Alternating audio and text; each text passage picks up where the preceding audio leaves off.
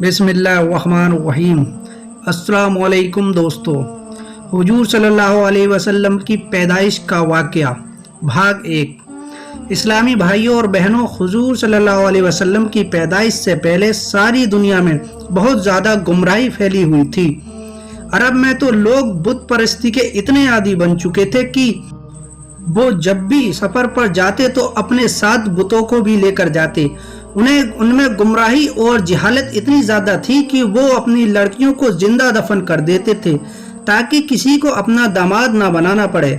اس گمراہی کے دور میں حضور صلی اللہ علیہ وسلم کی پیدائش ہوئی، لیکن پیدائش سے 50 سال پہلے ہی سے آپ صلی اللہ علیہ وسلم کے لیے ماحول تیار کیا گیا۔ روایتوں میں آتا ہے کہ جمجم کا کنواں جو حضرت اسماعیل علیہ السلام کی ایڑیوں سے جاری ہوا تھا، اسے بعد میں ایک قبیلے والوں نے دشمنی میں آ کر بند کر دیا تھا اور اس میں بالو و پتھر ڈال کر اس کو برابر کر دیا تھا۔ اسی طرح 300 سال گزر گئے اور جمجم کا کنواں اسی طرح بند رہا اور لوگ بھول گئے کہ یہاں مکہ میں کوئی جمجم کا کنواں بھی تھا۔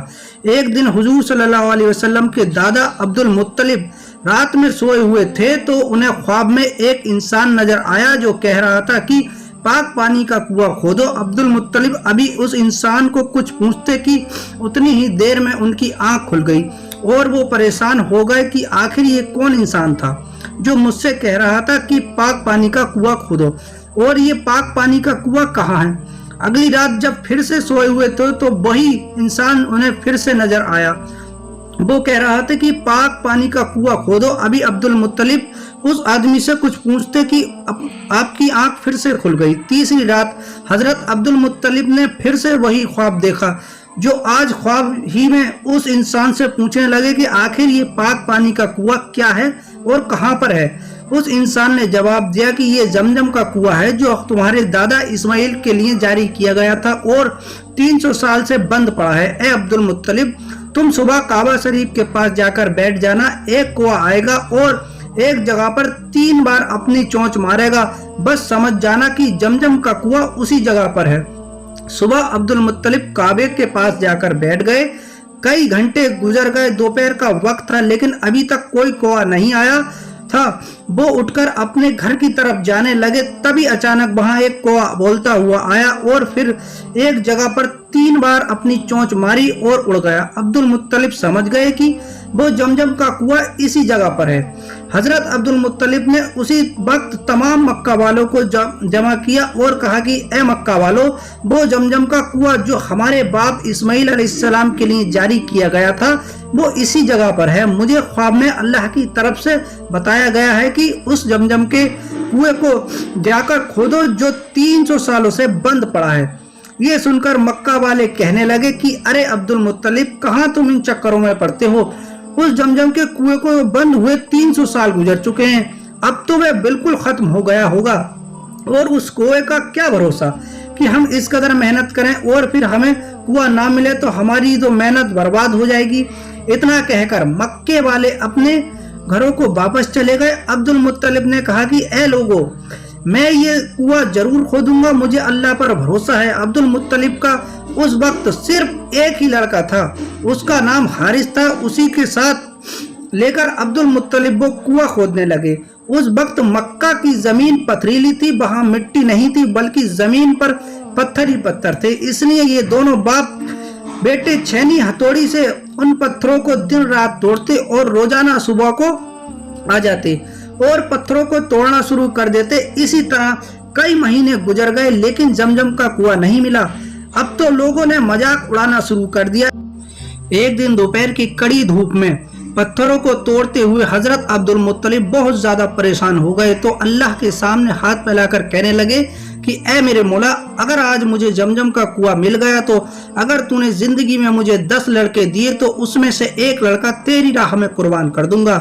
یہ دعا مانگنے کے بعد حضرت عبد المطلب نے چھینی ہتھوڑی سے جیسے ہی اگلے پتھر پر وار کیا تو ایک دم سے پانی کا ایک فوارہ اوپر کو اٹھا اور پھر دیکھتے ہی دیکھتے نیچے سے پانی نکلنے لگا۔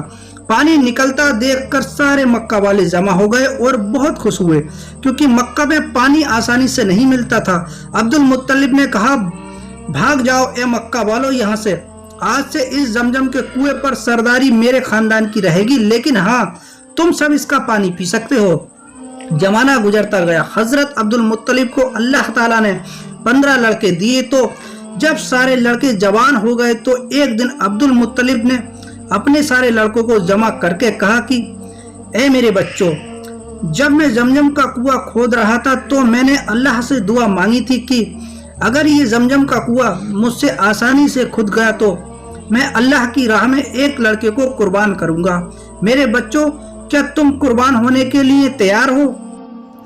सारे लड़कों ने कहा, अब्बा जान, आप हम 15 लड़कों में से जिसका भी हाथ पकड़ लेंगे वो अल्लाह की राह में कुर्बान होने के लिए तैयार है।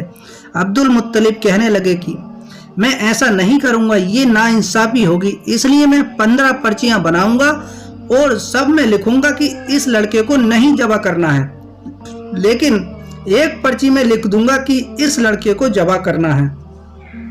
अब वो पर्ची जिस लड़के के हाथ में आएगी उसे अल्लाह के लिए जबा करना होगा। सब ने ठीक कहा, अब्बा जान हम तैयार हैं। पर्चियां बनाकर लुटाई गईं। सारे लड़कों ने अपनी अपनी पर्चियां खोली तो सब में निकला कि इस लड़के को जवाब नहीं करना है। लेकिन जब हुजूर सल्लल्लाहु अलैहि वसल्लम के बाप हजरत अब्दुल्ला ने अपनी पर्ची खोली तो उसमें लिखा था कि इस लड़के को जवाब कर देना है। जवाब वाली पर्ची हजरत अब्दुल्ला के हाथ में देखकर अब्दुल मुत्तलिब भी तड़प उठे।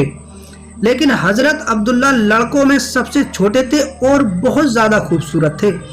अब्दुल मुत्तलिब सारे लड़कों में सबसे ज्यादा अब्दुल्ला से मोहब्बत करते थे और मक्का वाले भी हजरत अब्दुल्ला से उनकी शराफत की वजह से बहुत मोहब्बत करते थे। लेकिन अब्दुल मुत्तलिब सरदार आदमी थे, इसलिए अपनी जुबान से पीछे नहीं हट सकते थे। एक छुरी उठाई और अब्दुल्ला को जवाब करने के लिए खड़े हो गए। जब मक्का वालों को खबर हुई कि अब्दुल मुत्तलिब अपने बेटे अब्दुल्ला को जवा करने जा रहे हैं तो सारे मक्का वाले जमा हो गए और अब्दुल मुत्तलिब से कहने लगे, बहस करने लगे कि कुछ भी हो जाए हम अब्दुल्ला को जवा नहीं करने देंगे। अब्दुल मुत्तलिब ने कहा कि ए मक्का वालों, हट जाओ मेरे रास्ते से। मैं अल्लाह से नजर मान चुका हूँ कि मैं अपने 10 लड़कों में से किसी एक लड़के को अल्लाह के लिए जबा करूंगा। इतनी देर में आस बिन बाइल जो मक्का के बड़े सरदारों में से थे वो सामने आकर खड़े हो गए और कहने लगे कि ए अब्दुल मुत्तलिब, आज चाहे तलवारें चल जाएं और खून की नदियां बह जाएं, फिर भी हम अब्दुल्ला को जबा नहीं होने देंगे।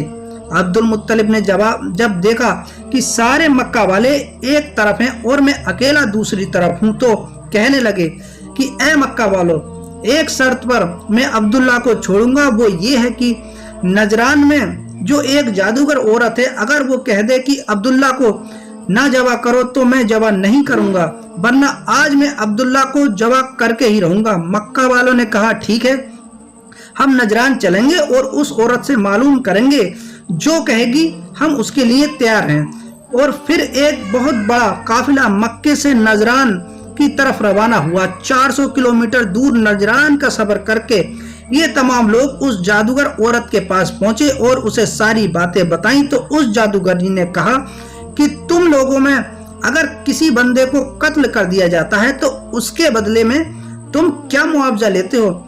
सब ने बताया कि हम उसके बदले में 10 ऊंट मुआवजा लेते हैं। उस जादूगरनी ने कहा तो फिर एक पर्ची में 10 ऊंट लिखो और दूसरी पर्ची में अब्दुल्ला का नाम लिखो और पर्ची उड़ाओ। फिर अब्दुल मुत्तलिब ने उनमें से एक पर्ची को उठाया। अगर उस पर्ची में अब्दुल्ला का नाम निकले तो दूसरी पर्ची पर 10 ऊंट और बढ़ा दो, अब्दुल्ला को बचा लो। इस तरह जब तक अब्दुल्ला का नाम निकलता रहे तब तक दूसरी पर्ची पर 10-10 ऊंट बढ़ाते जाओ और जब खुलने वाली पर्ची पर ऊंट का नाम निकल आए तो अब्दुल्ला को बचा लो और उतने ऊंटों को जबा कर दो। सारे लोगों को ये फैसला बहुत पसंद आया और फिर मक्का वापस आकर पर्चियां बनाई गईं। हजरत अब्दुल मुत्तलिब ने अपने 100 ऊंट सपा पहाड़ के पास लाकर खड़े कर दिए और दूसरी तरफ हुजूर सल्लल्लाहु अलैहि वसल्लम के बाप हजरत अब्दुल्ला खड़े हो गए। पर्चियां बनाकर उड़ाई गईं तो अब्दुल मुत्तलिब ने जब पर्ची खोली तो उसमें लिखा निकला कि अब्दुल्ला को जबा कर दो।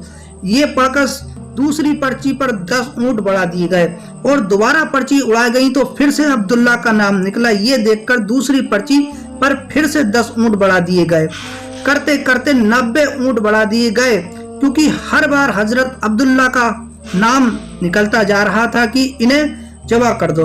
आखिर में हजरत अब्दुल मुत्तलिब ने कहा, ए लोगो, मैं आखिरी बार होगा, ये आखिरी बार होगा। अगर इस बार भी अब्दुल्ला का नाम निकलता है तो मैं अब्दुल्ला को जबा कर दूंगा। सभी लोग खामोश खड़े थे। अब्दुल मुत्तलिब भी बहुत परेशान थे कि शायद अब अल्लाह की मर्जी है कि अब्दुल्ला को जबा कर दिया जाए। और फिर इस आखिरी बार भी एक पर्ची पर 100 ऊंट लिखा गया और दूसरी तरफ हजरत अब्दुल्ला का नाम लिखा गया। पर्ची उड़ाकर उठाई गई तो उसमें लिखा हुआ था कि 100 ऊंट जबा करो। ये पढ़कर सबके चेहरे पर खुशी की लहर दौड़ उठी और सबने मिलकर एक बहुत तेज नारा लगाया और कहा कि चलो भाई, अब अब्दुल्ला को छोड़ो और ऊंटों को जबा करो। लेकिन अब्दुल मुत्तलिब ने कहा, नहीं नहीं, अभी एक बार और किया जाएगा। दोबारा पर्ची उड़ाई गई तो दोबारा भी यही निकला कि अब्दुल्ला को छोड़ो और ऊंटों को जबा करो। सारे लोग खुश होकर कहने लगे, चलो ऊंटों को जबा करो। लेकिन अब्दुल मुत्तलिब ने कहा, नहीं, अभी एक बार और किया जाएगा। और फिर तीसरी बार पर्ची उड़ाई गई। फिर तीसरी बार भी यही निकला कि अब्दुल्ला को छोड़ो और ऊंटों को जबा करो। ये पढ़कर सारे लोग खुशी में झूम उठे और अब्दुल मुत्तलिब ने भी अपने बेटे अब्दुल्ला को गले से लगा लिया और फिर 100 ऊंट जबा किए। मोहतरम अजीज दोस्तों, उम्मीद करता हूँ भाग 1 हुजूर सल्लल्लाहु अलैहि वसल्लम की पैदाइश का वाकया आप सभी लोगों को पसंद आया हो तो हमारा चैनल सब्सक्राइब करें और साथ ही में एक प्यारा सा कमेंट भी करें। जल्द ही इंशाल्लाह आपकी खिदमत में हुजूर सल्लल्लाहु अलैहि वसल्लम के वालिद की वफात भाग 2 लेकर हाजिर होंगे। मिलते हैं नेक्स्ट वीडियो में। अस्सलाम वालेकुम।